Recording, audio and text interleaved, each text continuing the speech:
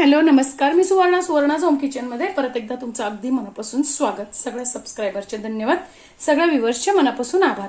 नवरात्र सुरू झालेलं आहे आणि सगळ्या गृहिणींची छान घर आवरण वगैरे झालेली आहे. आता आपल्याला उपवासाचे वेध लागलेले असतात, तर उपवासाला रोज रोज काय खायचं असा प्रश्न पडतो. तर मी आज तुम्हाला एकच असं पीठ दाखवणार आहे ज्याच्यापासून तुम्ही अनेक पदार्थ बनवू शकतात. तर मी आज तुम्हाला दाखवणार आहे उपवासाची भाजणी.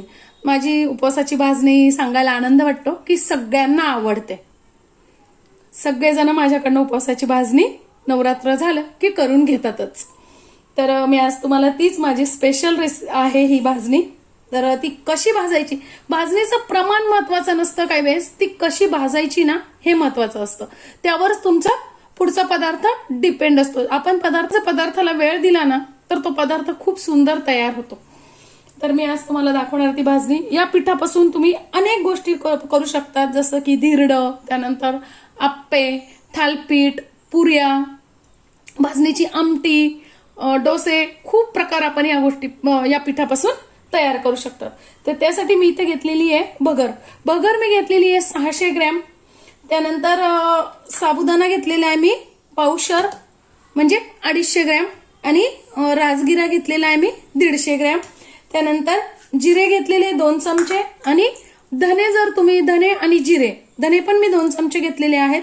पण जर तुम्ही धने आणि जिरे खात नसाल तर स्किप केले तरी चालतील. आमच्याकडे कोथिंबीर चालती म्हणून धने चालतात आणि जिरे पण चालतात. कोणाकोणाकडे कोथिंबीरही चालत नाही आणि धने जिरेही चालत नाही, तर तुम्ही नाही घातले तरी चालतील. तर बघा, खूप छान अशी आपल्याला ही भाजणी भाजून घ्यायची आता. आणि जर तुम्ही भाजणी भाजताना काय करायचंय ना मैत्रिणींनो, आपल्याला जाड बुडाची कढई घ्यायची आहे.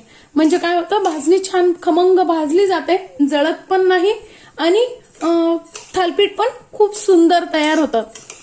तर बघा, सगळ्यात पहिल्यांदा मी आता इथे भगर छान पुसून घेतलेली आहे, निवडून घेतलेली आहे. भगर काय करायचंय, पूर्ण एक एक दाना, म्हणजे कलर पण भगरीचा आपल्याला भाजल्यानंतर समजतो आणि एक एक दाना पूर्ण सुट्टा होईपर्यंत भगर आपल्याला भाजून घ्यायची आहे.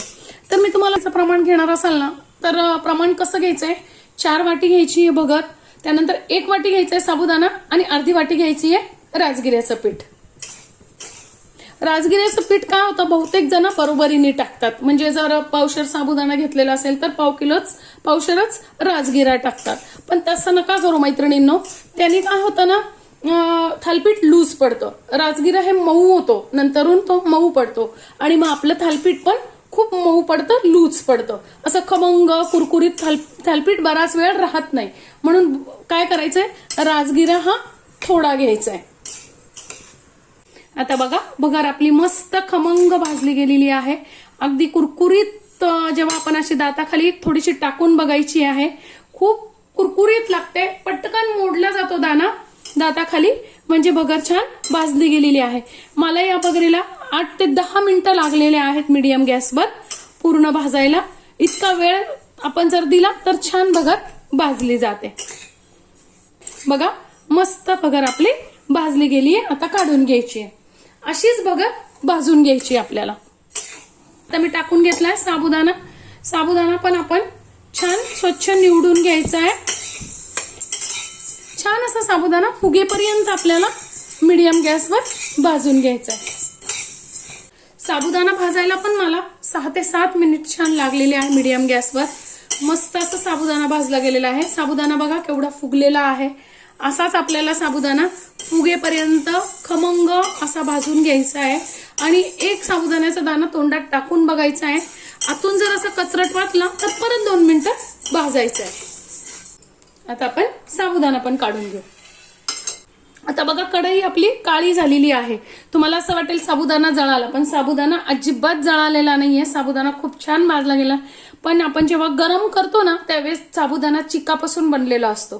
तर काय होतं, ज्यावेळेस आपण जेव्हा साबुदाणा कढईत टाकतो ना, कढई गरम असते आणि तो चीक गरम झाल्यानंतर बाहेर येतो साबुदाण्यातनं आणि तो कढईला शिटकतो. आपल्याला तो चीकच कमी करायचा असतो. म्हणजे कढई जर आपली अशी झाली ना मीडियम गॅसवर भाजताना, तर समजायचं की आपला साबुदाणा खूप छान असा भाजला गेलेला. ही सगळी चिकाचं काळपण आहे.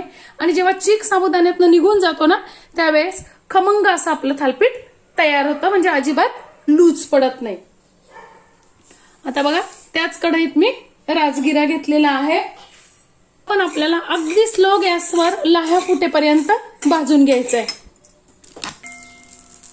बघा राजगिरीच्या कशा लाह्या फुटतात ते.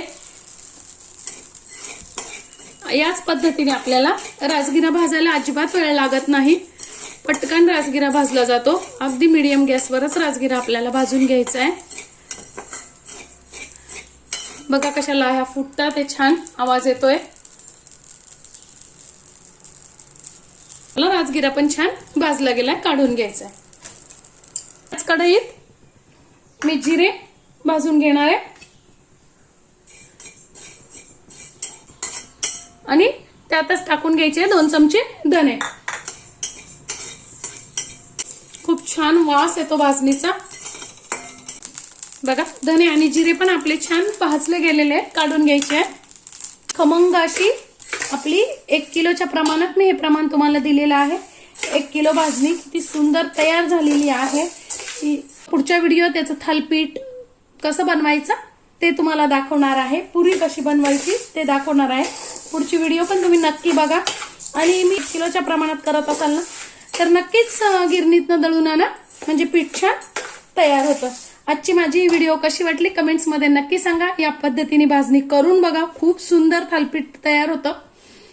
मला माझ्याकडनं उपासाचे कुठले कुठले पदार्थ बघायला आवडतील कमेंट्समध्ये नक्की सांगा. मी या 7-8 दिवसात दाखवण्याचा नक्की प्रयत्न करेन. आजची माझी व्हिडिओ तुम्हाला कशी वाटली कमेंट्समध्ये नक्की सांगा. चॅनलवर नवीन असाल तर चॅनलला सबस्क्राईब, लाईक आणि शेअर करा. धन्यवाद.